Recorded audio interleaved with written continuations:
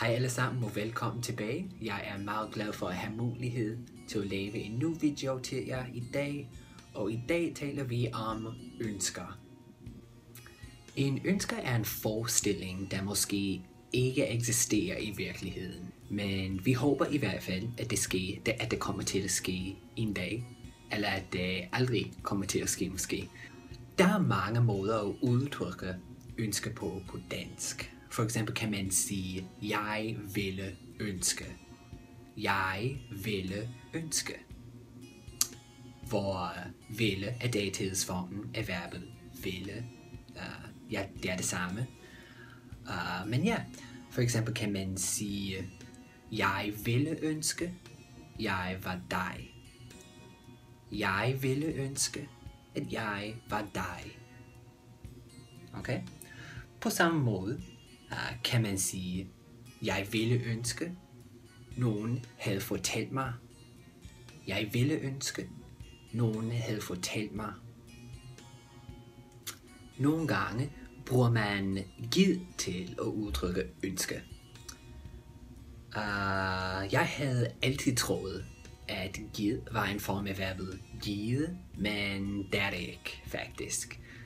Det er en forkortelse eller en sammentrækning af Gud give det.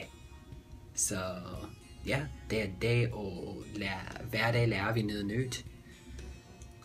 Så her er et par sætninger, hvor jeg bruger gid til at udtrykke ønsker på dansk.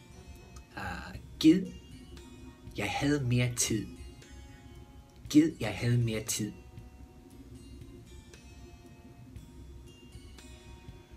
Gid, jeg havde mere tid. Eller gid, jeg havde valgt en anden uddannelse. Gid, jeg havde valgt en anden uddannelse. Til sidst har vi et udtryk, som kan oversættes direkte til engelsk. Hvis bare. Hvis bare. Okay. For eksempel kan man sige, hvis bare jeg kunne gøre det hele om igen.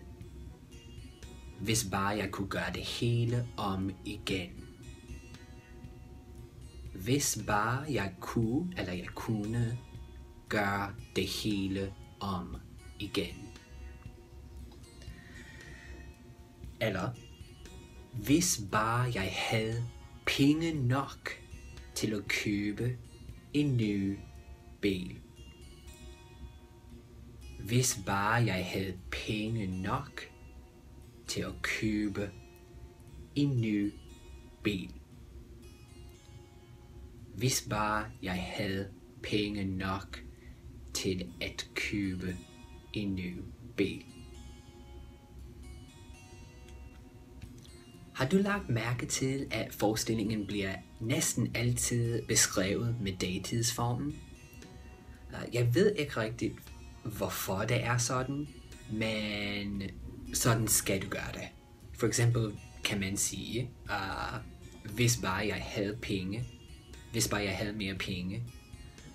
Man kan ikke sige, hvis bare jeg har mere penge, eller hvis bare jeg vil have mere penge. Det lyder lidt mærkeligt, så bare husk, at man skal bruge datidsformen af verbet, når man udtrykker ønsker på dansk.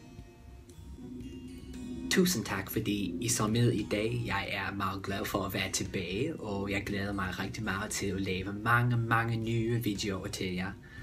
Så vi ses næste gang, og tusind tak.